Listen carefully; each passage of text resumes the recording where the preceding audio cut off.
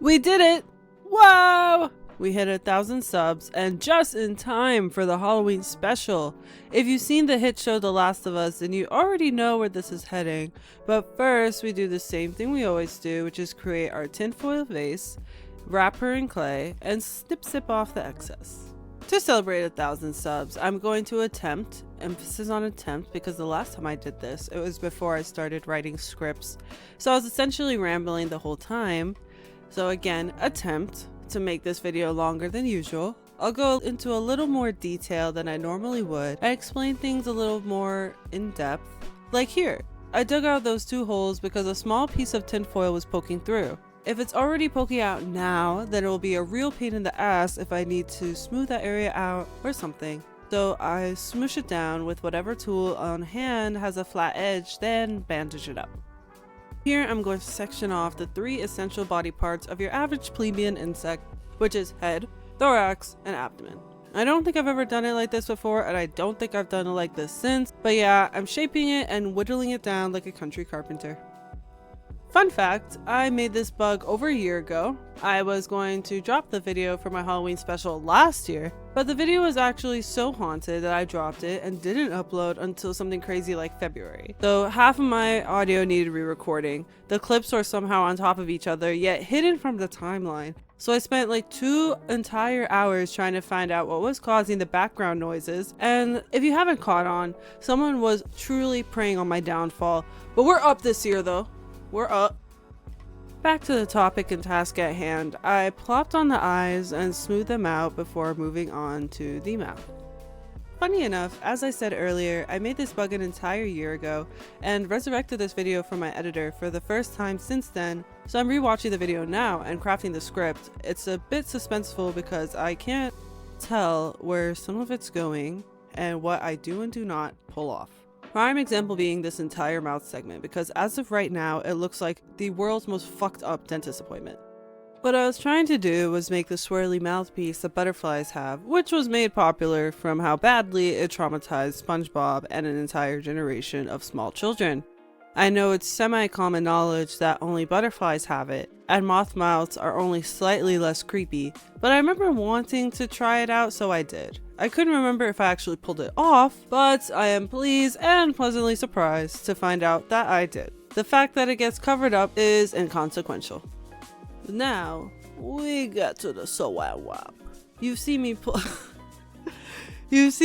this stunt with the butterfly and the moth, but I actually conceived this idea with this moth right here. My big brain money mover idea here is that I won't have to struggle with the wings sticking to the mat because with the saran wrap I can just peel it away.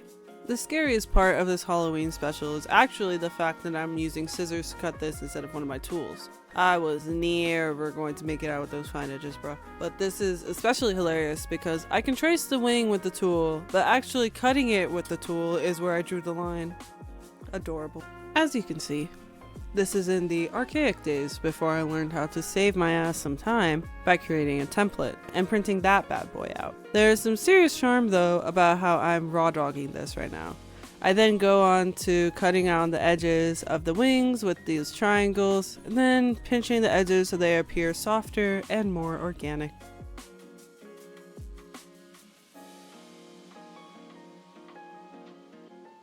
I roll it out again just to ensure a smooth and even surface, which is ironic because I then begin scraping that puppy up as I tend to do.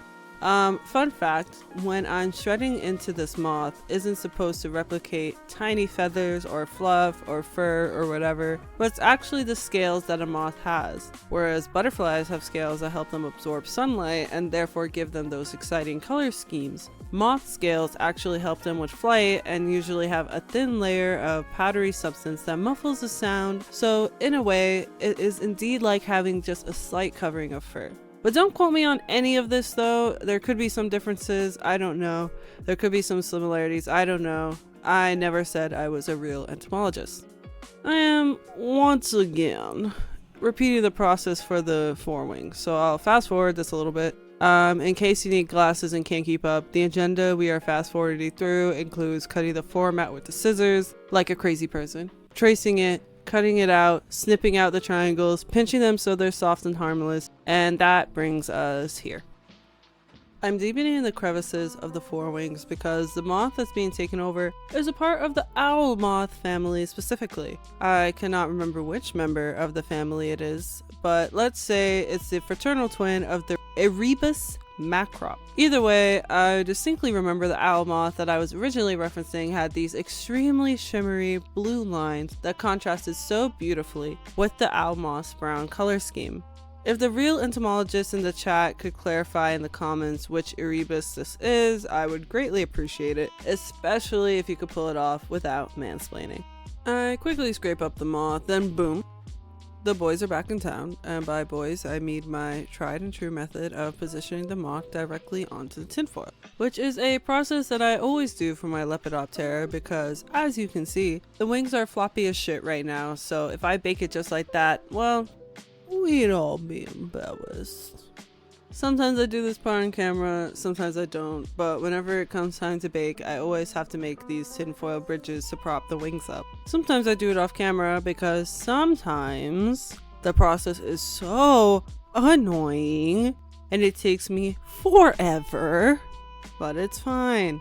This time, I don't know if it's because I'm just now rewatching this for the first time in a year, but I'd truly like to believe that I really did just get it to work on the first or second try. So thank you everyone for believing in me. I know I've said this over and over, but remember to put the wires in before you bake the bug. I did this for the antenna this time, but boy do I have a big storm coming later. Which scary movie would this be? Twister? Crawl? The Lighthouse? Get it? Because I said a big storm is coming. Whatever. The butt of the joke is that I should have put in the wires for this part before I baked it. And I knew that in theory, but please, ladies and gentlemen of the jury, I need you to understand my thought process here. I wasn't sure how to lay out the foundational pieces of white clay while maneuvering around the wires. I contemplated baking it with the wires in, then pulling them back out to lay the foundational white clay pieces, but then the holes for the wires would have been covered. In hindsight, with the knowledge I have now, I know that, yeah, I should have just baked it with the wires and patted the white clay around it. Duh! But ladies and gentlemen, are you really going to lock up a beautiful angel woman for a lack of foresight? Shame on you. So, I built up the foundation, made it a little thicker, a little more plump. But at the end of the day, this is the most fragile bug I've ever made because those foundational white pieces simply do not give the wire enough room. So in the years since I've made this bug, multiple wires have fallen out. That's an L that I had to take that I haven't taken since because all of my bugs now are sturdy, especially the ones I made for my Etsy store. Yes, you'll be able to see how strong and well-made bugs for purchase are with my video for November. But back to our regularly scheduled programming. If you haven't caught on, my process for making the spores is to wrap the wire in clay, gently place it in, then with the delicate hand of a nurse swaddling a baby, I scrape it up without accidentally ripping off the clay or dislodging it from the foundational white pieces. This moth is getting very close to being completely overtaken by this parasitic fungus. I'd say it's about 90% gone at this point, if not 100%. So I really wanted to not only have a lot of spores already coming out and not only have exceptionally long spores coming out of the poor thing's head, but I also wanted to add the detail of this little lady's antenna being all out of whack. To me, it's the moth equivalent of when a woman goes through a breakdown and stops taking care of her hair so it gets all disheveled, or worse, they get a Karen cut. After that, I go back to scraping. This entire segment is essentially just me scraping, which sends the clay flying, creating little flecks and specks all over the wing. I really like that effect because it's like a visual callback to how the virus is spread. I know you're thinking, Sydney, you haven't explained how the virus spreads. To which I would kindly respond by asking you to stop brushing me. But since you want to know so badly, the fungus is insanely fucked up and I wouldn't wish it on my worst enemy. There are multiple variations of Cordyceps that affect different insects, including ants or caterpillars, but the one that infects grown moths infect the moth by completely taking over its brain and turning it into a walking corpse, a literal bug zombie. It then forces the moth to do a death walk up a tree with what little energy the moth still has until it reaches a height of about 3 feet off the ground, and then forces the moth to clamp down onto the tree or branch before it completely dies. From this vantage point high off the ground, the spores can then be carried away by the wind to continue the cycle. But what's scarier than that, you might wonder? The fact that I'm making holes in the clay for the wired legs after it's already baked. How spooky! Luckily, it doesn't cause the clay to crack or anything, so that's a nice little Halloween miracle. My motif for positioning the legs was to have it look like it's walking, but also to have one leg outstretched so that it almost looks like it's begging its merciless god for some sort of reprieve in the form of a quicker death. I distinctly remember always having the idea to have the cordyceps peeking out under the wing, around the leg, and around the face of the moth, but I came up with the idea on the spot while I was covering the legs to also have more spore stalks coming out from underneath the wings. That way, it gives this creepy effect of camouflage. So you look at the stalks and you think it might be a deformed leg or a deformed antenna.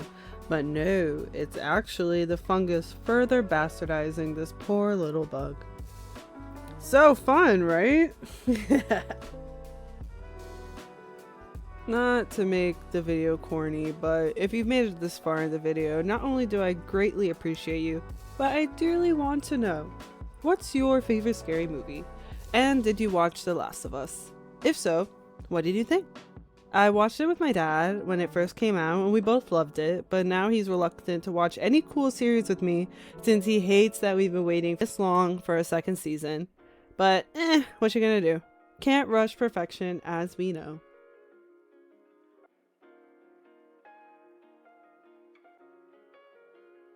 Woo! So I bake it a second time, and that finally brings us to the second part, the paint job. I always want to say that's everyone's favorite, but I actually don't know. So which part do you like more? The form building or the painting? Let me know in the comments. And anyway, I begin sketching the design of the moth and then I just dive right in. As I mentioned earlier, the owl moths have a relatively simple color palette depending on which family member you have on you, but usually it consists of simple shades of brown and gold, so this paint job might be my shortest paint job on this channel. I lay down my base brown color and very carefully weave my way around the white fungus, even trying not to cover too many of the white specks on the wings. From there, in a prelude of my template tendencies to come, I folded a piece of paper in half and cut out these identical shapes to form the telltale owl eyes that these moths tend to have. I traced them with my pencil before going over them with a thin black outline. Then I lay out a black base for the gradient, which was going to see it fade into another shade of brown, but as you can see, it blended in way too much with the base brown, so I made the creative decision to replace the brown with gold so that it pops. Here you'll see me creating the owl moth's beautiful chevron pattern by laying down a very dark shade of brown, then feathering it out so that the edges aren't as crisp. This was actually my favorite part, to be honest. I used a save dark brown to add shadows where the forewings and the hind wings meet, so there's some visual differentiation. Then I dry brush an extremely thin layer of brown so the moth doesn't look so clean and fresh out the womb. Once that's all dry, I take my handy dandy metallic blue, which really does come in handy. I really do use that a lot now that I think about it. But anyways, I take out my handy dandy metallic blue to paint the fancy crevices I told you guys about. The blue is subtle, but it gives the moth a pop of color that it not only needs, but it deserves. I may use the white paint to creep in those white specks and flecks that might have gotten lost in the paint job, and also to touch up areas on the stalks where I might have accidentally gotten a dot or two of brown paint, but other than that, I keep the stalks in the original off-white color of the white clay. I do love the poetic nature of something so devious and awful being such a pure white though. It reminds me of that saying that demons disguise themselves in beauty, so I want to lump in the Cordyceps virus with the likes of Griffith or Johan or Rio, you know? From there, the bug is basically done. I clean up the fine details, I fog up the eyes, and I paint the underside. But yeah, that's that. Well, thank you so much for watching. Thank you again for 1,000 subscribers. Thank you for getting my last video to a whopping 10,000 views. And I hope you guys have an awesome spooky season this year. So, bye!